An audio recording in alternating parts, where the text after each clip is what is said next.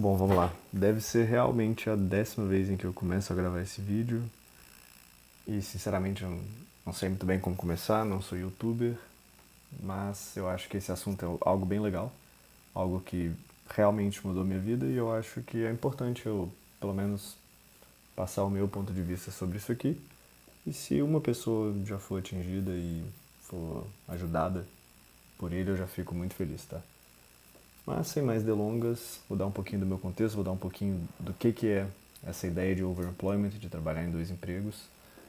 E se fizer sentido para você, fica à vontade para entrar em contato, mandar um comentário, enfim, para fazer o que quiser. Eu trabalho em mais de uma empresa ao mesmo tempo, faço isso desde o começo de 2022 e por motivos óbvios, eu não vou mostrar meu rosto nem falar o nome das empresas, né? Acho que seria um tiro no pé muito grande fazer isso. Mas eu resolvi gravar esse vídeo porque olhando para alguns amigos meus bem recentemente sendo demitidos e passando meses tentando encontrar outros empregos e muitos inclusive ainda não conseguiram isso, eu percebi o quanto que isso mudou a minha relação com o trabalho, na verdade com trabalhos e com o dinheiro, tá? E a minha entrada nesse mundo de overemployment, inclusive eu recomendo a quem interessar de entrar nesse subgrupo aqui do Reddit de Overemployed. Mas enfim, minha entrada aconteceu bem por acidente, tá? Foi um período pós-pandemia e coincidentemente pós-término de namoro em que minha vida estava meio maluca. Mais ou menos aqui em 2020 e 2021. Resolvi pivotar de carreira, foi um tiro no pé enorme e fiquei nesse meio por um ano. Em 2022 eu falei, beleza, vou aplicar para algumas vagas aqui, curiosamente vagas do exterior. E acabou que eu passei em 2 empresas ao mesmo tempo e falei, tá, não sei qual escolher, não queria escolher, eu gostava mais de uma, mas ela pagava menos, eu falei, vou tentar as duas e ver o que dá. E desde então eu não tive mais um só trabalho. E olhando para trás eu acho que fez muito sentido para mim, tá? Acabou dando muito, muito certo em termos financeiros. E então nesse vídeo eu queria mostrar um pouco dos meus números, explicar por que eu comecei, o que isso trouxe de bom para minha vida, também algumas partes não muito boas. E espero que consiga dar uma luz para quem quer que esteja assistindo. Chamar assim. Eu ganhava eu ganhava R$ 4.500. Em 2022, eu consegui 2 trabalhos, especificamente, um que pagava mais ou menos US$ 3.000 e outro que pagava 1.500. E isso me gerou uma renda líquida mais ou menos de 27.700, descontados alguns custos específicos, tá? Posso entrar em detalhes disso em outro vídeo, mas só daí você já vê que é um salto violento. Então, assim, mais de 5 vezes o que eu ganhava 2 anos antes, tendo 2 empregos e em cargos de entrada, tá? Tô falando que não é difícil você encontrar um trabalho que te pague 1.500, US$ 2.000 já de entrada. E, bom, US$ 2.000 hoje, 2026, meados de 2026, são R$ 10.000. R$ 10.000 eu acho que é um bom salário, você não, especialmente a nível de entrada, que você não consegue em qualquer lugar, ok? E à medida que você vai se desenvolvendo nas empresas e, enfim, adquirindo experiência e se jogando no mercado também, isso vai aumentando consideravelmente. Aí eu coloquei, enfim, isso aqui eu fiz pra mim mesmo e eu achei interessante compartilhar no vídeo, mas a minha renda líquida média subiu de 2022 de mais ou menos 25, 27 mil, vamos colocar. Para hoje eu vou colocar algo mais realista em torno de 40 mil, tá? Eu tive um pico aqui no começo do ano, enfim, não vou entrar em detalhes agora, mas acabei pegando 4 empregos, renda bruta foi na casa dos 6 dígitos, mas eu fiquei 100% maluco. 4 trabalhos não é pra qualquer um, acho que na verdade não é pra ninguém. E é algo que não recomendo, tá? Mas enfim. Por que que eu entrei nisso e qual que é o meu contexto, tá? Eu admito que eu tenho certos privilégios na vida. O principal deles foi aprender inglês, e o inglês que de fato destravou meu salário aqui. E no começo, obviamente, na minha carreira eu tive salários relativamente baixos, assim, salários não altos, né, vamos colocar, mas eu sentia a necessidade de ganhar mais. Igual eu falei no começo do vídeo, coincidiu nessa época aqui, de 2021 para 2022,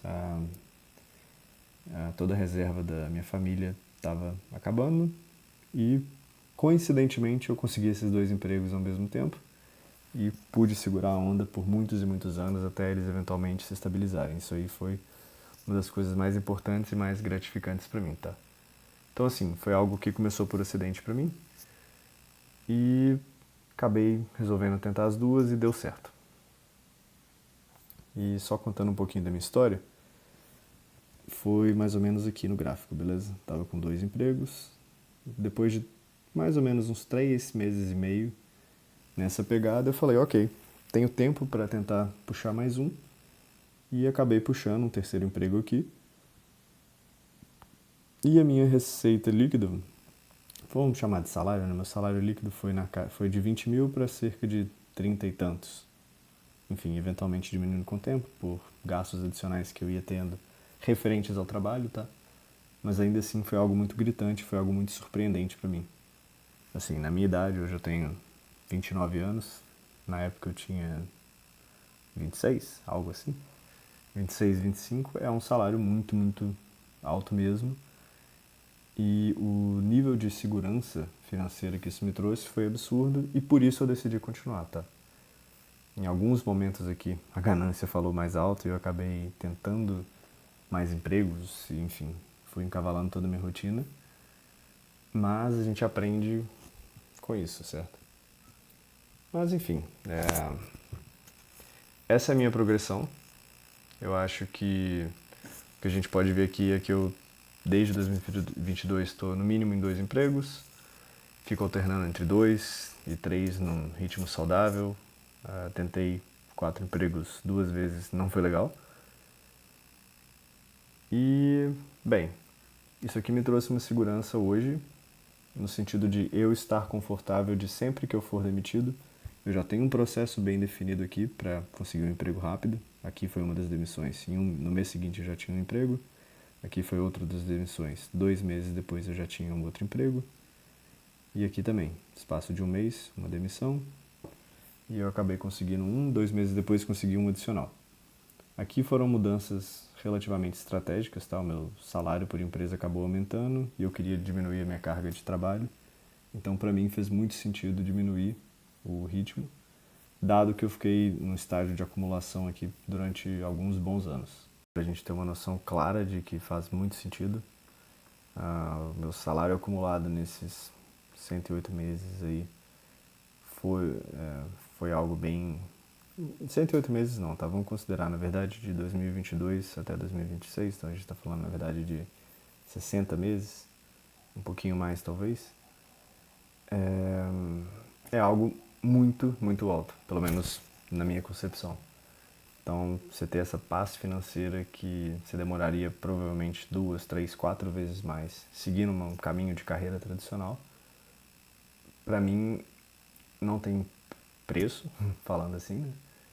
O outro ponto extremamente relevante é mitigar esse risco de demissão. Outro, ter mais de uma fonte de renda e, obviamente, menos dependência de uma empresa. E ainda assim, sobre as demissões, o peso da demissão ele muda muito. A demissão, obviamente, continua sendo ruim, mas ela não significa que você vai ter uma renda zero no mês seguinte. Ela significa que você vai ter tempo para procurar com calma um trabalho para substituir. Então você age de maneira menos desesperada, você evita aceitar qualquer proposta e sua reserva continua crescendo. E na minha concepção de tudo que eu já vi em todos esses anos, bom, trabalhei aí, descendo aqui, foram 15 empresas, mas assim, desde que eu comecei com o overemployment, se não me engano, foram 11, tá? Empresas que eu trabalhei pouquíssimo tempo, por exemplo, um mês aqui já desisti, até quase 3, 4 anos de empresa, ok? Mas eu percebi uma coisa em comum. Então, assim, as empresas não vão pensar 2 vezes antes de te cortar, sendo você um trabalhador mediano, sendo você um trabalhador ruim ou sendo um trabalhador bom. Por N circunstâncias você pode ser demitido. Eu acho que em um ou dois desses trabalhos eu performei abaixo do esperado, e aí eu acabei saindo muito rápido, que, se não me engano, foram essas duas empresas aqui, a H e a K. Então, assim, no começo, né, que eu tava entendendo essa dinâmica, e essa daqui, que na verdade eu não tive sinergia alguma. Em algumas empresas você vai simplesmente não gostar do modelo de trabalho deles, talvez te tome muito tempo. Essa daqui, os caras queriam fazer reuniões, múltiplas reuniões diariamente, isso me prejudicava nas outras empresas. E outras empresas você pode estar muito bem e simplesmente a empresa pode deixar de existir do dia para a noite, ou ela pode simplesmente ter uma rodada grande de layoffs, enfim, como aconteceu na maioria dessas empresas daqui. Como eu falei, eu trabalhei muito no setor de cripto, ainda trabalho, então é um setor cujo risco é mais alto, tanto das empresas quanto de você trabalhando nessas empresas, justamente porque é um setor mais complexo. Mas, enfim, como empresa é empresa, a gente não pode depender da boa vontade do chefe de querer te manter se alguém do alto escalão optar por cortar custos.